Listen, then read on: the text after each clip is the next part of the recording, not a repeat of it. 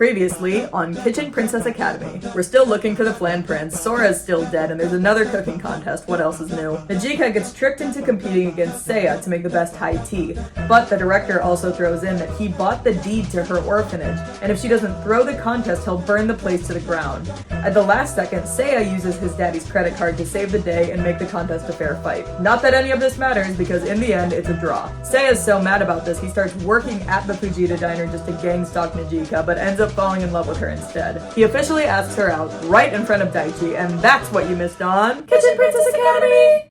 It's time!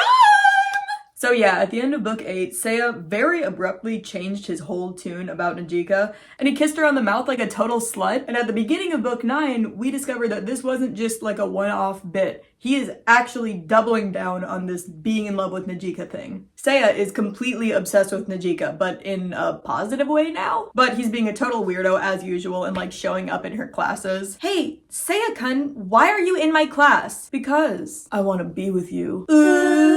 I told you already, you're the first one I've ever approved of, so I don't want to let you go. I am in love with you. God, even when he's trying to be like vulnerable and affectionate, he's still threatening. Daichi is very clearly uncomfortable with this whole thing, and so like the king of communication he is, he just avoids Najika altogether. Are you concerned about him? Huh? But his dad really hates you. Holy shit! I don't think you'd be happy being involved in a family like that. Okay, unfortunately, he kind of has a point. But I come with no baggage. Bruh. That is a fucking lie. You don't have to give me an answer right away. I know you'll fall for me eventually. Wow, things are getting really fucking weird. You know what this needs? Another cooking contest! World Junior Pastry Chef Contest. Oh my god, who the fuck are— Oh, it's this lady again. So, I wanted to nominate either Mizuno-kun or— Wait, what the fuck? Okay, this is confusing. For some reason, in this one panel, the word bubble is indicating that the director is the one speaking. See that little point? But he's not the one speaking. It's the other lady. She's the one saying this sentence. This is a mistake that happens at no other point in the entire series. So that's very disorienting. Anyway, the lady says that she wants to nominate either Seiya or Najika to represent Japan in this pastry chef contest, and the director is all for this. Najika Kazami. Perhaps she'll still be useful if she could just stay away from Daichi. Hey.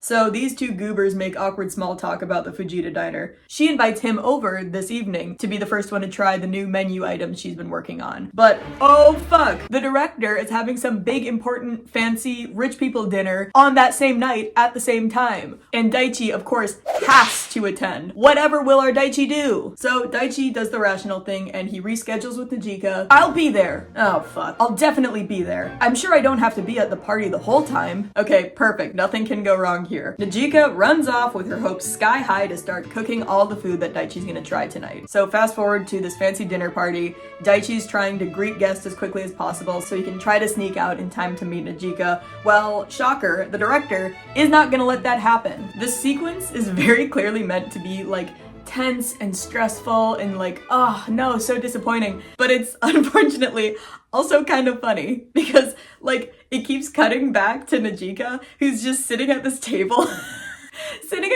with all this food, and she's so cartoonishly hopeful, like, oh boy, Daichi's gonna be here any second. Finally, Daichi can't take it anymore and he tries to ditch, but his dad catches him and hits him with the famous, well, if Sora were here, he'd stay no matter what. If Sora were alive, he'd be here if your stupid girlfriend didn't kill him. God damn, I hate this guy. So finally, after waiting for ages with all her beautiful food getting cold, Najika gets a call from Daichi breaking the news that he can't make it. I'm really sorry. Next time, I promise. Oh, I see.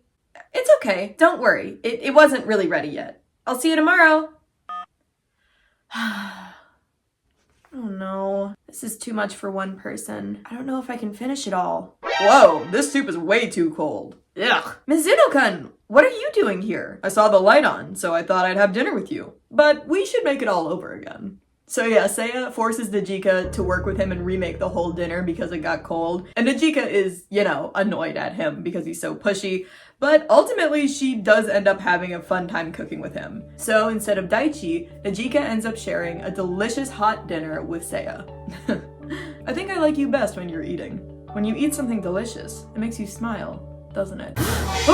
Oh my fucking god, he said the thing Flamboy said all those years ago after he saved Najika's life. When you eat something delicious, it makes you smile. Oh my fucking god, he said the thing! And as if that's not damning enough, Seiya then, like, reaches in his back pocket and pulls out, guess what? A flan! Actually, flan was the first snack I ever made. I used to make it a lot when I was a kid. Oh fuck, it's really him, isn't it? It's really, after all these years, it was really Seiya as the Flan Prince. God damn it! Sure enough, Najika tastes the flan, and it tastes exactly like the one the Flan Prince gave her all those years ago. Fuck. Overwhelmed with emotion, Najika starts crying. Hey, what's wrong? Was the flan that good? I hate this bitch. Well, now at least Najika and Seiya can have a heart-to-heart and actually get to the bottom of— Oh, fuck. Hey, what do you think you're doing making her cry? Wait, it wasn't me that made her cry. And what's with the kitchen? You used my kitchen without permission? I'm about to clean it up. Sheesh, you old geezer. Geezer, I'm only 28. He's 28?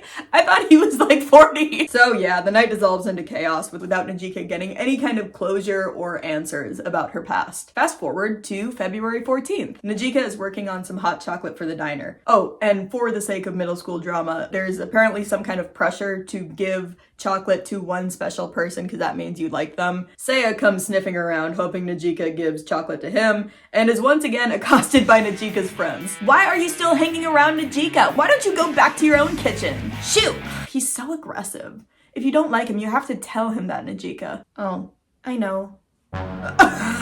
This panel fucking kills me. This is the exact look of dread I give my friend when I realize she has a crush on a fucking loser. Najika mentions to Akane that Daichi missed their dinner together, and she's honestly feeling like Daichi doesn't even want to be her friend anymore. He values the school more than me right now. Of course not! There's no way! Why do you think he's working so hard for the school? It's all for you, Najika. Huh?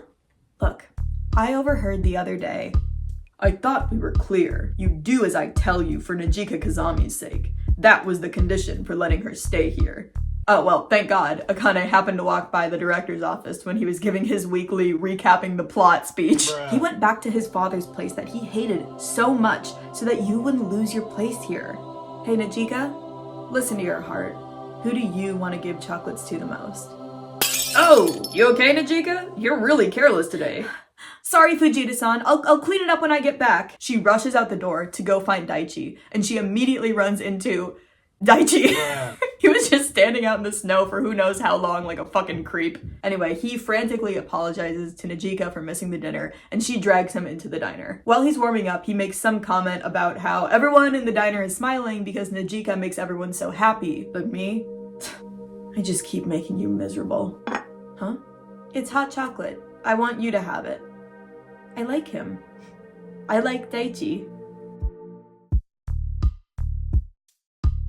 Director, could I have a moment? I'll be right with you.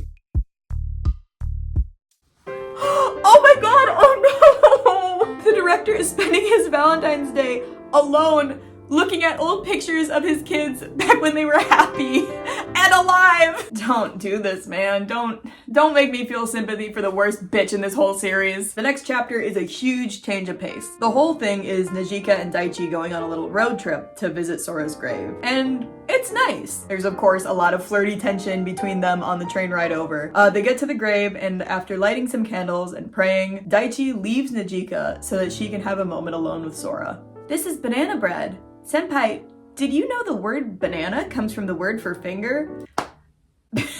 Okay, jokes aside, this is a very beautiful, emotional, raw moment where she basically forgives Sora for lying to her back when he was alive, and also admits to him that she now has a crush on Daichi and kind of asks for his blessing in a way. Senpai, I like Daichi now. It's okay if it's Daichi. Wait, what the fuck? Is that like, I want you to be happy, Najika-chan? Oh my god, it is. Okay, damn. So, Sora's ghost is here, and he is directly responding to Najika and her prayer. So yeah, it's not an ambiguous spiritual thing. Like, we don't have to wonder what Sora wants. He can just straight up tell us. Fuck, if he could do that this whole time, why didn't he ever tell his dad to stop being such a dick? So after that, field trip's over, Najika and Daichi go back to the school, and Najika has an unpleasant task to take care of. She's gotta break the news to her Flan Prince that he's not the one after all. Surely, he'll take it well. What? I have someone else I really like, so I can't go out with you. Why not? I'm telling you, I'm better than anyone. I'm really grateful to you. You saved me from drowning, and your Flan, you saved me in so many ways. But hold on. What are you talking about? What? Oh my god, okay. So, after all that evidence, it turns out that it wasn't Seiya after all. For the record, Seiya did grow up in Hokkaido. He did walk to the lavender house. He did look through the window and see Najika as a child, but he was not the one who saved her from drowning. He was not the one who gave her the flan. That's a completely different other mystery kid. Talk about a fucking red herring, oh my god. Let's see here. Where's the list for the academy donations? Sheesh, Dad is such a slave driver. Ah, here it is. Huh? An album? Why is this here? Hokkaido? What is this? I don't remember going to Hokkaido. 7 years old. The summer when I was 7. That's the summer vacation when Mom died. Ugh, am I forgetting something? Something important? Daichi? Promise. Hey, what are you doing? Seiya Mizuno, what are you doing to Najika? Ah, shoot, that pushy girl's here. Anyway, I'm not taking no for an answer. Come back here! What are you doing here? Dad? What's this all about?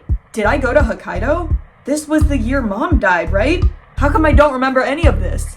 Dad! Whew, okay, there's a lot going on. Good thing we have another one of my favorite scenes, Akane and Najika just girling it out. In this conversation, they're basically debriefing everything we just learned. Like, Sora isn't the Flan Prince, Seiya isn't the Flan Prince, Sora got hit by a truck and the world is a better place for it. They get to talking about Sora back when he was unfortunately still alive, and how he always seemed to be under some kind of stress or pressure. Gee, I wonder why. But they somehow get to the topic of dead Sora's dead mom, and Najika asks Akane for more information. Their mother? I've only heard stories, so I don't really know what happened, but I heard their mother committed suicide. Whoa! The director was busy and hardly ever home, so people think she might have been lonely. Okay, this is a nuke of information, and it honestly explains kind of a lot about Daichi and why he's acted the way he does. We learned back in book 1 that Sora and Daichi's mom died when they were very young, but we never learned any details about the death. Also back in book 1, we were told the reason Daichi hates his dad so much is because his dad remarried after their mother's death. If it's true that she killed herself because her husband, Daichi's dad, was never there for her, it would make sense that Daichi also blames his dad for her death. So his father remarrying after their mother's death isn't the real problem here. This whole time, Daichi has believed not only that his dad caused his mom's death, but that he then immediately moved on to some new hot thing. Their mother committed suicide? Why won't you say anything? You said before that Mom died basically because of you. But that's not true. Tell me the truth! I'll tell you everything when you're a grown-up. I can't tell you now. I made a promise to Sora. Huh? Class is starting soon. Wait a second, what do you mean? A promise to Sora? At that exact moment, a gentle breeze comes through the window and wafts the scent of these lavender flowers over to Daichi's nostrils. Daichi has a huge reaction to this because he realizes he knows this smell from somewhere. And then he collapses. While he's unconscious, we go into Daichi's mind palace where we see his memories of his childhood and his mother. Hey Mom, when I finish eating, can I go outside? Sure, but don't leave the yard. It's extremely windy today. Oh, what? I'm sick of this place. Your father will be home soon and then we can all go for a walk. Okay, Daichi? Promise me. In this repressed memory, we learn that little Daichi wasted 0 time breaking his promise to his mom. He immediately ran straight into a construction site because there was lavender flowers growing there and he wanted to pick them for his mom. I hope she likes them. Ooh, look, there's more. Daichi? Daichi! Oh, Mom! Daichi, it's dangerous over there! Whoa! Daichi!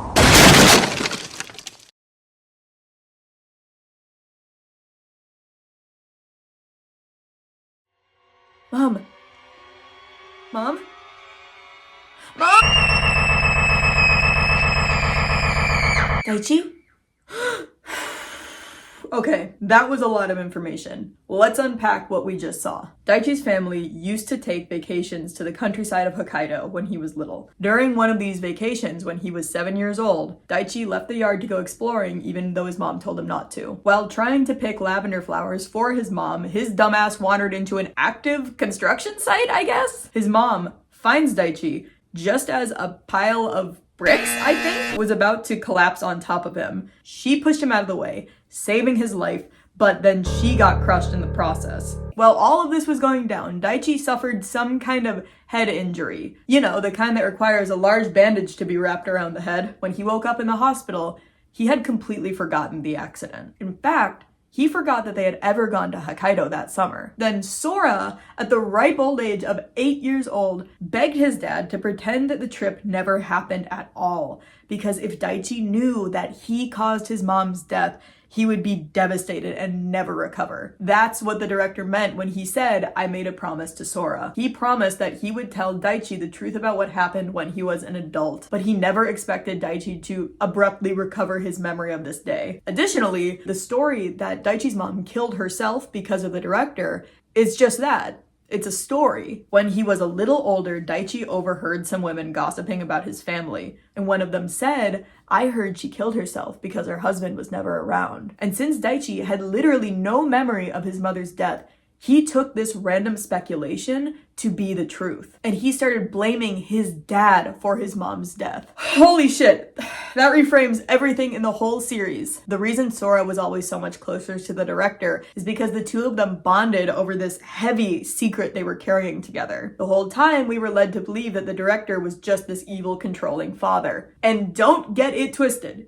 He is an evil, evil person. But on some level, he truly loved Daichi and thought that he was doing what was best for him. Actually, it's crazy to think about it because we learned that Daichi moved out of his dad's house when he was like 13, 12 to live in the dorms just so he could be away from his dad. And his dad let that happen. He let Daichi isolate himself as much as possible. I cannot believe I'm saying this, but turns out the director's a better man than I am. If I were in his position and I was harboring this crushing secret about my family and my wife's death, and I had this moody ass teenager who's giving me lip constantly, at some point I would definitely slip up and just say, yeah, well, at least I didn't kill my mom.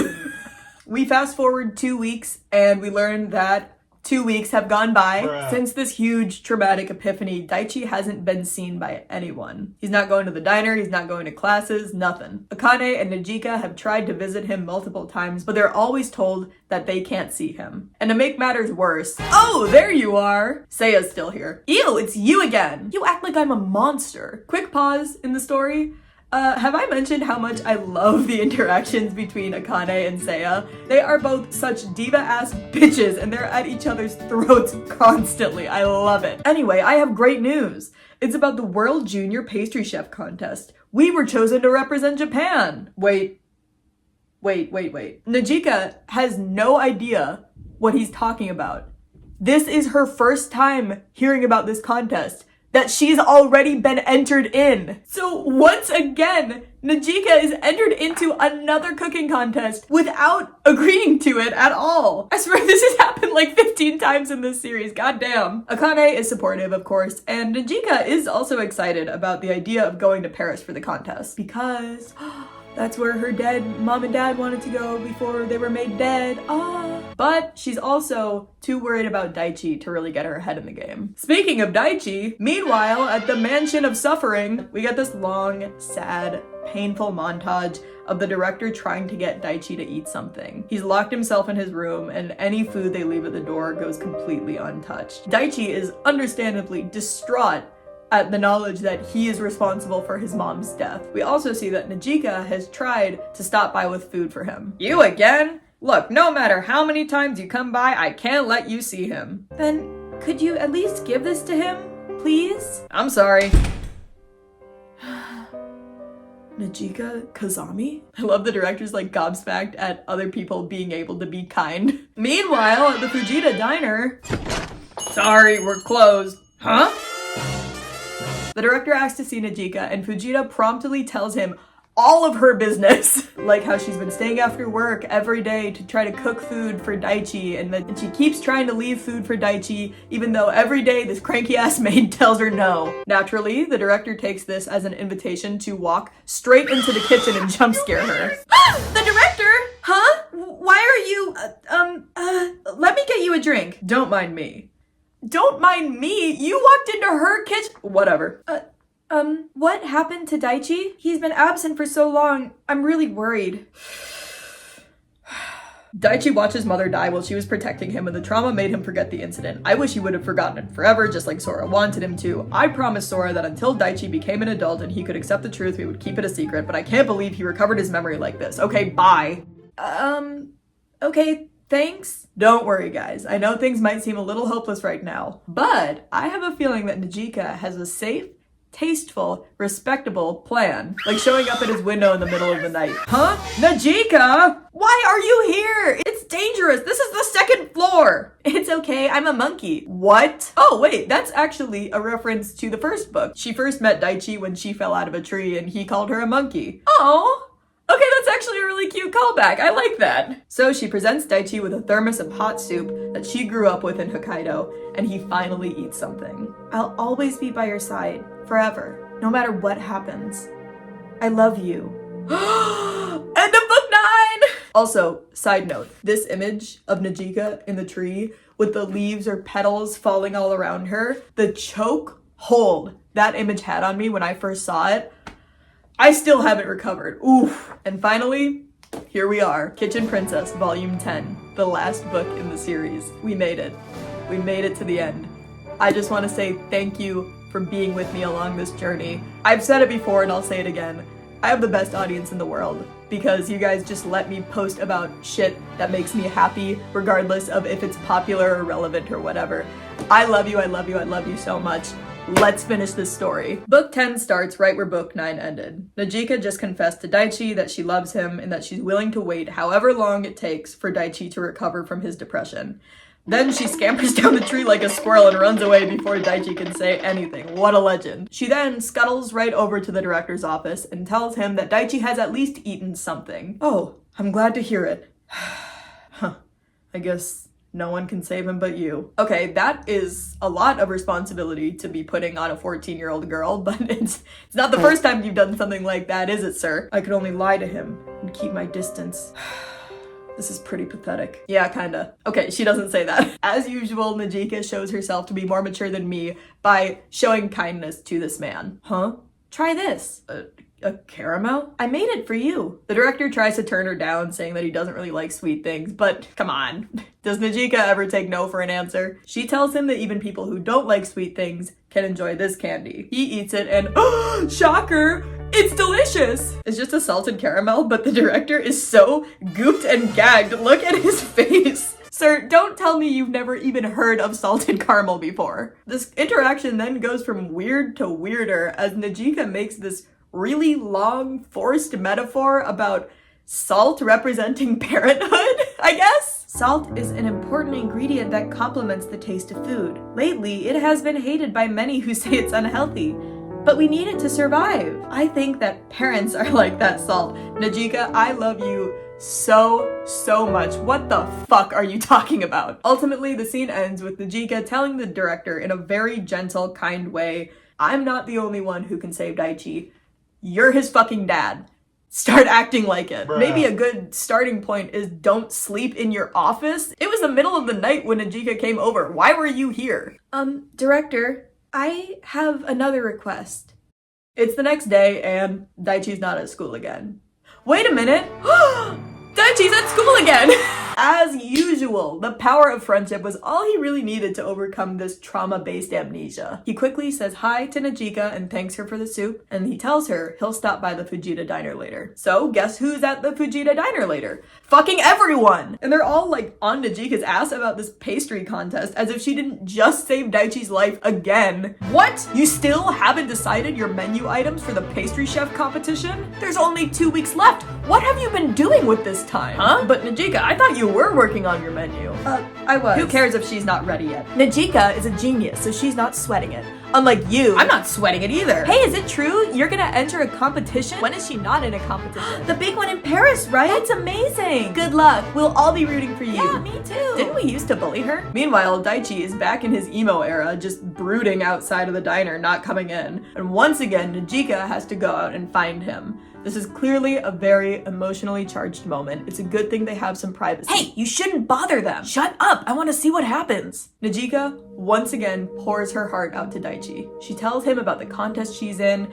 and how if it wasn't for him and the support that he's given her, she wouldn't have been able to keep baking all this time. I love you, Daichi. I really do. I want to be with you always. I love you too. I always have.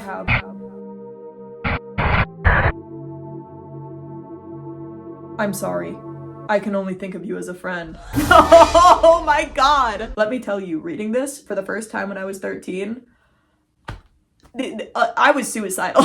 I'm sure you figured this out, but the real reason Daichi won't tell her his true feelings is because he's still wrapped with guilt about the truth of his life that he just learned. Mostly, he still feels guilty to Sora, who spent his whole life being the perfect son, protecting Daichi and carrying this burden of a secret with him. In short, Daichi doesn't feel like he deserves happiness after all that pain. We skip ahead a few days, and it turns out being brutally friend-zoned was just what Najika needed to get her head in the game with this baking contest. Akane is helping her taste some dishes and make last-minute tweaks to the recipes. Oh, and the second Najika leaves the room, Lucky comes sniffing around for more. Najika seems to be doing fine. I guess her feelings for the student body president weren't really that strong. There is no way that's true. Najika was always wishing for other people's happiness, but she wished for her own happiness for the first time. If you can't understand people's feelings, you'll never win a competition. That is not at all true, but I love your energy, Akane. Thank you, Queen. Seiya goes to comfort Najika and tells her that she's working too hard, even though like 2 days ago, he was screaming at her for not working hard enough. She says that even though she was entered into this contest without her knowledge, she still does really want to win. She's doing this for her parents. This was her parents' dream, and she feels like she'll really be honoring them. Meanwhile, at the mansion of perpetual sadness... Huh? Daichi, can I talk to you? What is it? Did you want to eat together for a change? Remember that conversation Najika and the director had where she had one favor to ask of him? Well, this was the favor. She asked the director to cook something for Daichi that they could eat together. Well, looky here, the director made a fucking paella! And of course, he can't just be like, I love you, son. I made food for us. Now it's his turn to force in some clumsy ass metaphor about like love and family or whatever. In Spain, paella means shallow pot. The vegetables, meat, seafood, anything is fine. We throw it in a pot and cook it with rice and olive oil and saffron, and they all taste better together. Don't you think paella is like life? I hate this bitch so much. Paella is like life. You put everything together that happened, good and bad, and you cook it. And paella isn't good when you make it only for yourself. That's why it's something that you make to share with your family. Okay, you kinda got me with that one. It's good. Ever since your mother died, we haven't eaten together like this. Wait a fucking second. Ever since your mother died, we haven't eaten together like this. His mother died when he was 7. Bruh. You haven't eaten with your son for 7 years? Okay, like, don't get me wrong. I am, like, feeling sympathy for the director now, but, like, what the fuck is wrong with him still? The director takes it a step further. He puts everything out on the table. He admits that to try to bury the pain of losing his wife, he buried himself in his work and ended up neglecting and hurting Daichi in the process. And he apologizes for it and asks Daichi if they can eat together more in the future. That... I'm not gonna cry. I'm really not. Daichi accepts his father's apology and he admits that he's also been in the wrong. And the perfect cherry on top, he doesn't just agree to keep eating dinner with his dad in the future, he asks his dad to invite his new wife, Daichi's stepmom.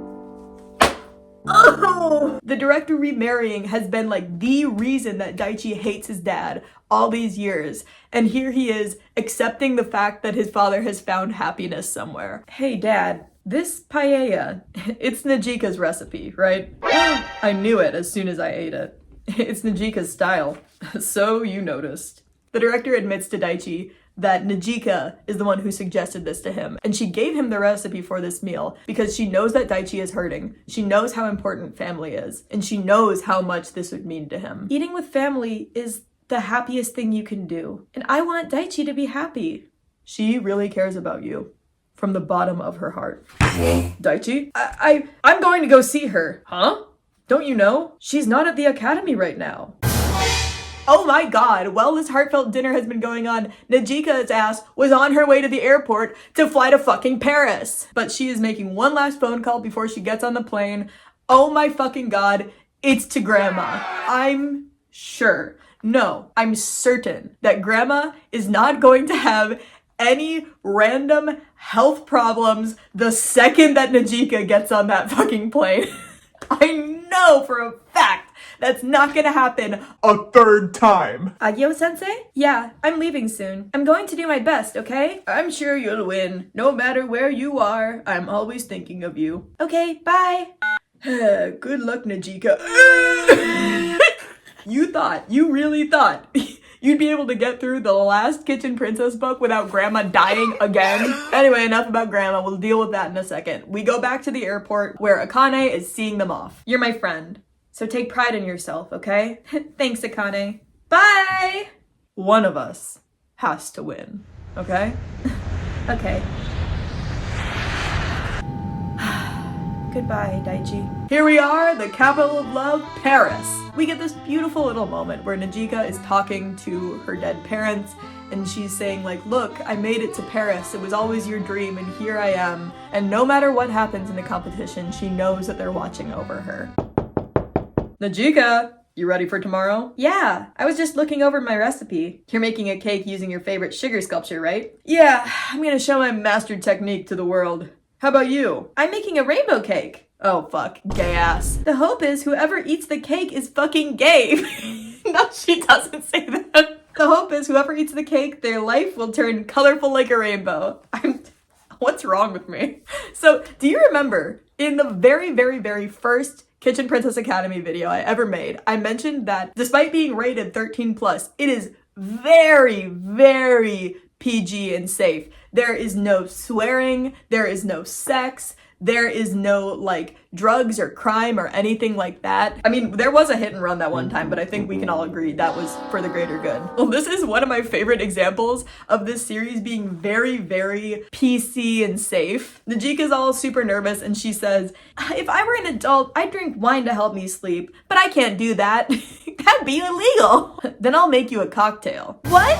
No, I can't drink alcohol. It's a virgin cocktail. I swear to God, in 2 pages, they like repeat and reestablish 3 times that there is no alcohol in this drink because that would be breaking the law because we are children, not adults, and only adults can drink alcohol, don't worry. So yeah, Seiya makes her a virgin cocktail, and he tells her that this cocktail is called the Cinderella. Oh boy, it's Seiya's turn to make some clumsy metaphor. At first, you're covered in ashes, and you're not invited to the ball at the castle. But one day, your prince will come for you, and you'll become a princess.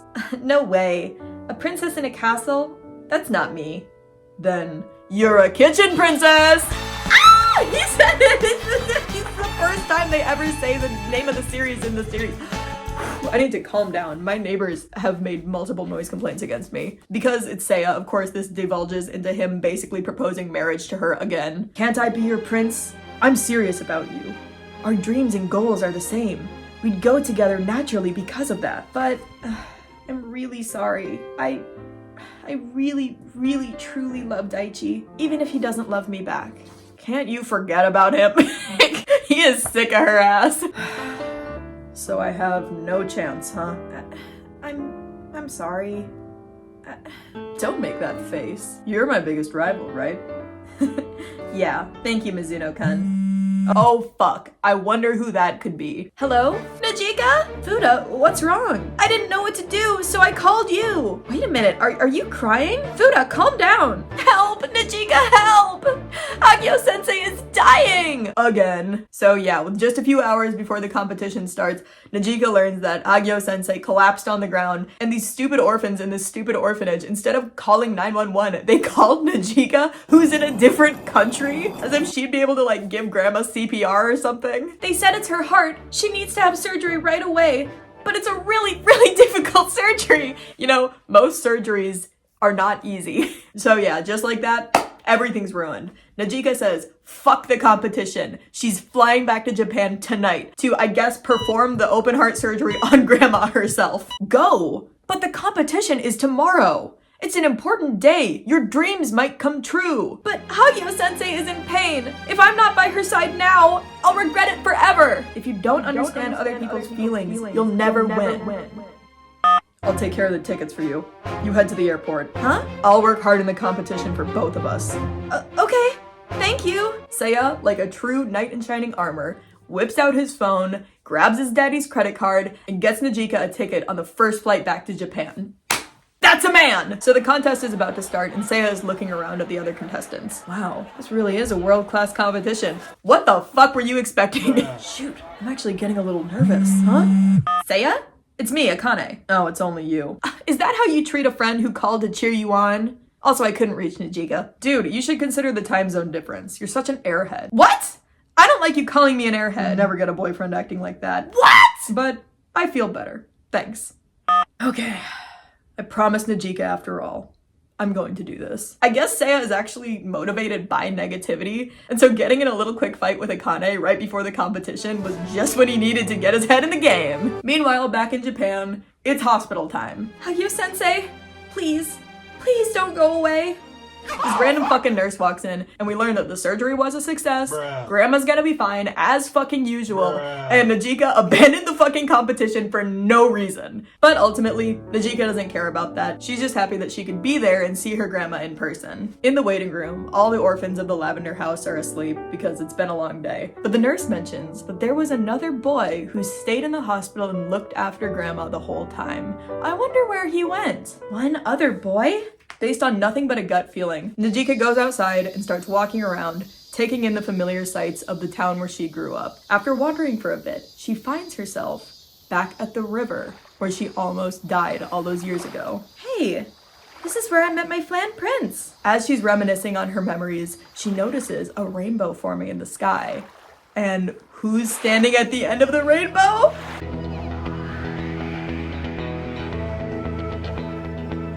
It's Daichi! Seeing this for the first time when I was like 13 rewired my brain chemistry. I have never seen a more romantic image in my entire life.